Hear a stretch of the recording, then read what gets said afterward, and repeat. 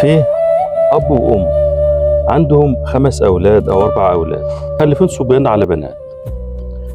الأب كان بيصحى كل يوم يروح شغله وبيراعي ربنا في زوجته وفي أولاده لدرجة ما فيش بعد كده أدب واحترام، وبيراعي ربنا فيهم أوي.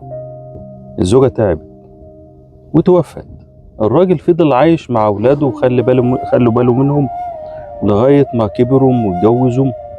والراجل كل ده وعايش لوحده، مرضاش يتجوز ولا يدخلهم مرات أب ولا حاجة. علمهم تعليم حلو وجوزهم جوازات حلوة وبقوا ميسورين الحال ما شاء الله كلهم. الدنيا لهتهم، الدنيا لهت الأولاد، ما عادوش بيسأل عن أبوهم. يعني كل حين ومين لو حد يفتكره يوم وينسى 10 أيام. فكان الأب يقعد مع نفسه يقول أنا أكلت ولادي حلال، أنا عمري في حياتي ما جبت جنيه حرام دخلته بطنه، ولا جبت أي مكسب سريع إنني أبقى غني عشان أعيشهم مستوى حلو. لا، أنا رعاية ربنا فيهم. أنت ربيت بس ما تعرفش الدنيا عملت في الأولاد إيه. فكان الراجل كده يقعد فابنه يجيله ما فيش 10 دقايق كده ويجري زي اللي جاي بيمضي، عايز يعني إيه، أنا جيت أهو بثبت حالي. بنته كذلك نفس النظام. الكام عيل والكام بنت ما عادوش إذا ما يكون الحنية خلاص بقى، احنا مجرد ما شقنا طريقنا وبعدنا عن بيتك يا بابا، خلاص بقى الدنيا غيرتنا، فاحنا ملهيين في شغلنا وفلوسنا وفي مكسبنا، احنا انسانات.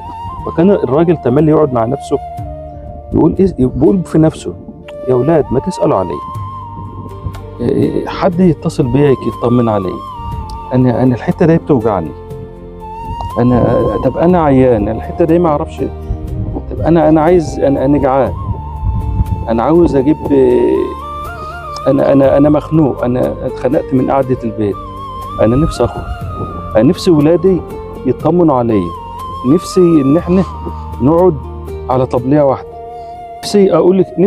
نفسي اقول لك كلمه تسمعوني زي زمان وتهابوني، مش تخافوا مني، لا انا كلمتي بتحترموها، كلمتي انتوا بتحبوا تسمعوا كلامي، فاللي بقوله انتوا عارفين ان انا صح فبتقولوا حاضر من غير ما بتناقشوني.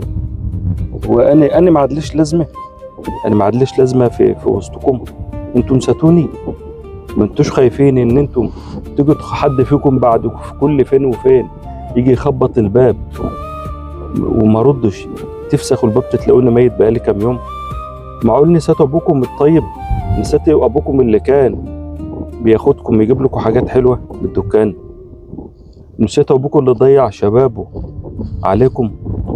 فكان لما فين وفين لما ابنه او بنته تيجي يضحك في وشهم واكن ان هو مش تعبان ولا مريض ولا اي حاجه، ويفضل كاتم الوجيعه بتاعته لغايه ما يمشوا، ومجرد ما يمشوا يقول كاتم الوجع جواه عشان ما يتقلقوش منه وعشان يرضوا يقولوا تاني.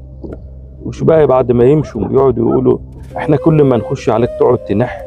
هو حاسبها كده يعني، يقول في عقل باله كل ما نخش عليك هتقعد تنح، هتقعد توقوق لنا، تقول لنا جنبي ما اعرفش ايه، فيبدا ينفروا منه. فكان يفضل كاتم وجعته في قلبه، ما يرضاش يقول اي قدامهم ابدا. فكان تملي يقعد يتكلم يقول يا اولاد ما تنسونيش، تعالوا اقعدوا معايا شويه، انا قاعد في وسطكم النهارده، بكره مش هبقى موجود.